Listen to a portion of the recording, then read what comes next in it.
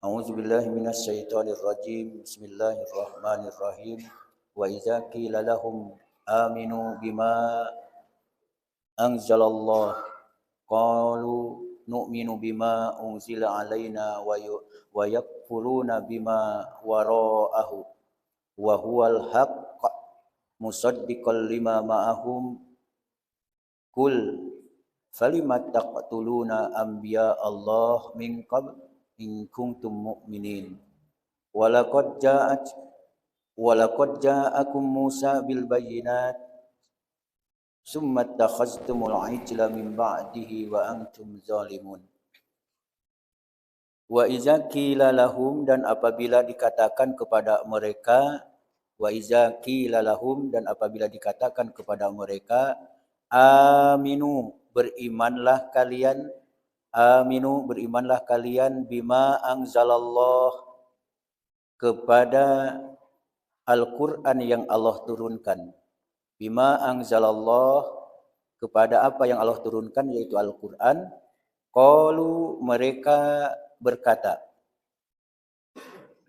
nu'minu bima unzila alaina, kami hanya beriman kepada apa yang diturunkan kepada kami. Nu'minu, kami beriman, bima unzila alaina, kepada apa yang diturunkan kepada kami. Wa yakfuruna bima wara'ahu, dan mereka kafir kepada Al-Quran yang diturunkan sesudahnya. Wa huwal haqq, sedangkan Al-Quran itu adalah kitab yang hak, yang benar. Musaddiqal lima ma'ahum, yang membenarkan apa yang ada pada mereka. Musaddiqal lima ma'ahum, yang membenarkan apa yang ada pada mereka. Kul, katakanlah, falima taqtuluna anbiya Allah min qabl. Ini pertanyaan. Mengapa kalian dahulu membunuh nabi-nabi Allah, jika benar kalian orang-orang yang beriman? In kuntum mu'minin, jika kalian benar-benar beriman. Walaqad ja'akum Musa, dan sesungguhnya Musa telah datang kepada kalian bil bayyinat, dengan membawa bukti-bukti kebenaran, dengan membawa mukjizat. Summa takhaztumul ijla min ba'dih, kemudian kalian jadikan anak lembu, anak sapi sebagai sesembahan sesudah kepergiannya. Wa antum zalimun, dan sebenarnya kalian adalah orang-orang yang zalim. Kagu Bapak Ibu rahimakumullah, ayat 91 dan 92 dari Al-Baqarah ini lanjutan tentang ceritanya Yahudi Bani Israel. Yaqulu ta'ala wa iza qila lahu, ay lil yahud wa amsalihim min ahlil kitab. Yang dimaksud adalah ceritanya tentang mereka orang Yahudi dan yang seumpama dengan mereka dari ahli kitab. Mereka disuruh oleh Allah, aminu, berimanlah, bima, berimanlah, ini perintah. Kalau amanu, mereka beriman. Tapi kalau aminu, berimanlah, perintah. Kalau terhadap apa yang mimma anzalallah, apa yang Allah turunkan berupa Al-Quran. Apa jawaban mereka? Oh, tunggu dulu, kami beriman hanya, nah itu, kami beriman hanya kepada apa yang diturunkan kepada kami. Apa maksudnya? Taurat dan Injil. Ya. Aminu bima anzalallah, yaitu ala Muhammadin wasaddaku wattaba'u. Qalu nu'minu bima unzila alaina, ay yakfinal iman bima unzila alaina minat Taurat wal Injil. Jadi kata mereka, cukup. Kami tidak akan beriman kepada Al-Quran, melainkan beriman kepada, yakin percaya kepada Taurat dan Injil saja. Wa yakfuruna bima wara'ah, yakni bima ba'dah. Wa huwal haqq, padahal ia adalah benar. Al-Quran itu musaddiqal lima ma'ahum. Nah, lihat kata-kata musaddiqon. Musaddiqon barisnya, ya, nasab musaddiqon. Musaddiqon. Ini yang dimaksud patahnya nih. Musaddiqon. Dalam bahasa Arab ini menunjukkan hal. Halun, apa artinya? Keterangan keadaan.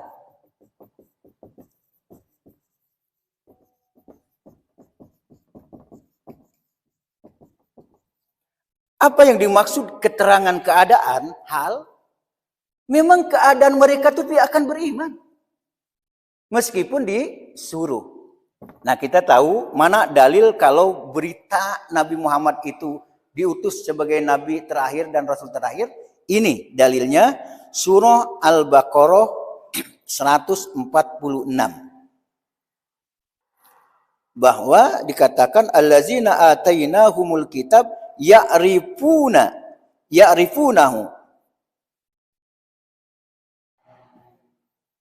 Disinilah letaknya. Ya'rifunahu. Nah, ini yang dimaksud ya'rifunahu nih. Dan orang-orang yang kami beri mereka Alkitab. Ya'rifunahu. Mereka mengetahui hu-nya itu kepada Muhammad. Mereka mengetahui bahwa Nabi Muhammad itu adalah sebagai Rasul. Kama ya'rifuna abna'ahum.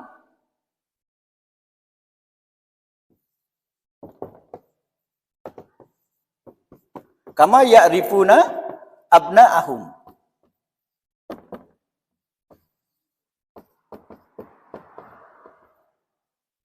Jadi mereka mengetahui kalau Nabi Muhammad itu betul diutus oleh Allah di akhir zaman. Mengetahuinya mereka itu seperti mereka mengetahui persis kepada anak-anak mereka sendiri. Jadi pengetahuan mereka tentang turunnya Nabi Muhammad, diutusnya Nabi Muhammad, seperti mereka mengetahui tentang anak mereka sendiri. Artinya berita kedatangan Nabi Muhammad sudah jelas dan mereka ketahui. Mengapa kalian dahulu membunuh nabi-nabi Allah? Jika benar kalian itu orang-orang yang beriman. Ayo, kenapa kalian bunuh? Kenapa? Pertanyaan, kenapa mereka membunuh para nabi dan rasul? Orang-orang Yahudi. Ada tiga motif pembunuhan. Kalau dalam Al-Quran kan Qatal tumuhum.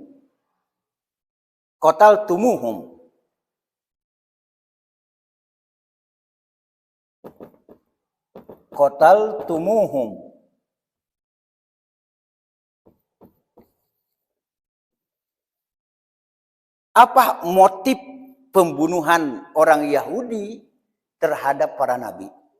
3 saja. Apakah motif-motif ini ada juga sekarang? 3 saja motif pembunuhan itu. Yang pertama adalah bagyan.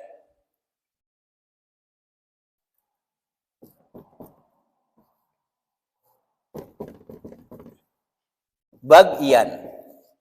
Yang kedua, inadan. Dan yang ketiga adalah istikbaron.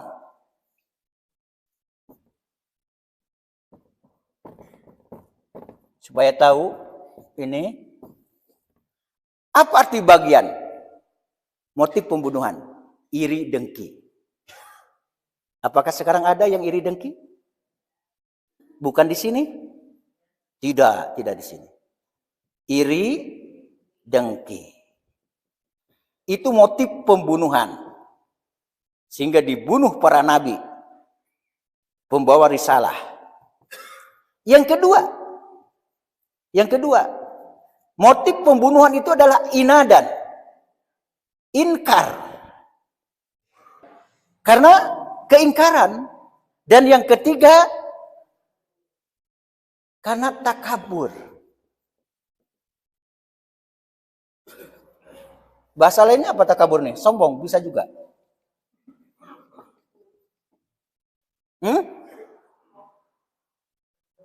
Sombong. Sombong versi Nabi apa? 2. Batrul haq wa gomtunas. Menolak kebenaran. Ya. Yang kedua, yang dikatakan sombong itu menolak kebenaran, dan yang kedua adalah suka mencemooh, mencemee, dan suka merendahkan orang lain. Apakah datang kebenaran kepada mereka? Iya. Berita tentang Nabi?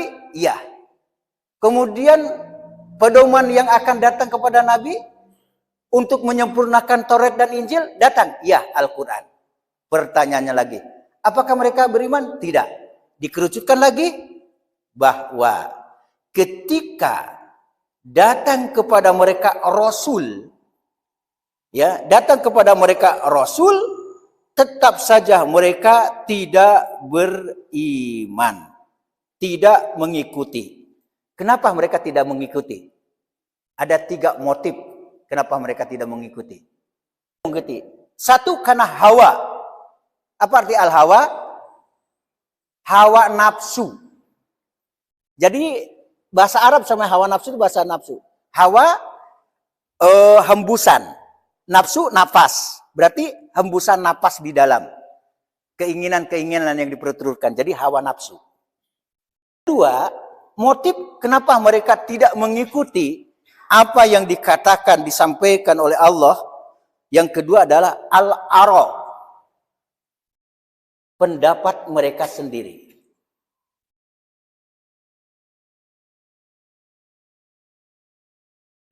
Dan yang ketiga adalah selera.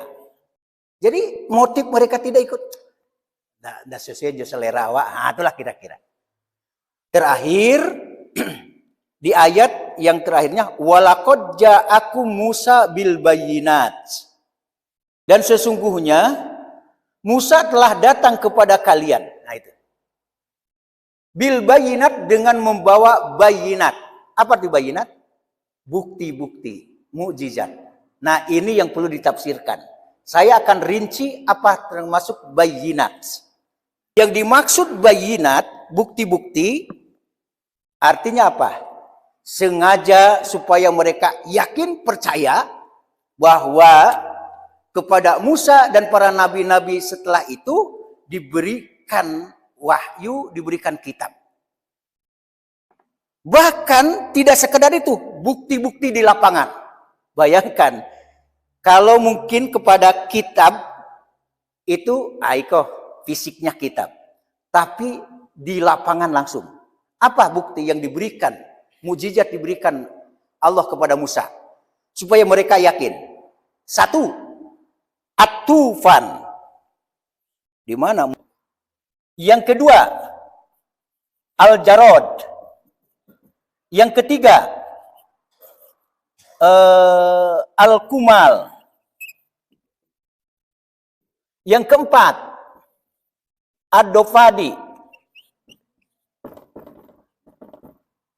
Yang kelima, Adam.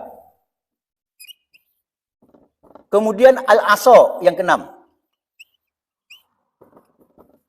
Kemudian yang ketujuh,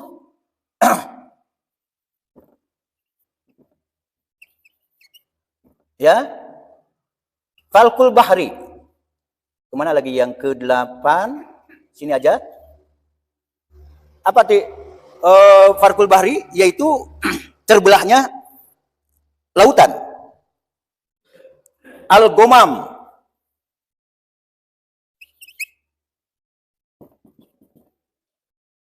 Ada lagi di dalam kitab ini.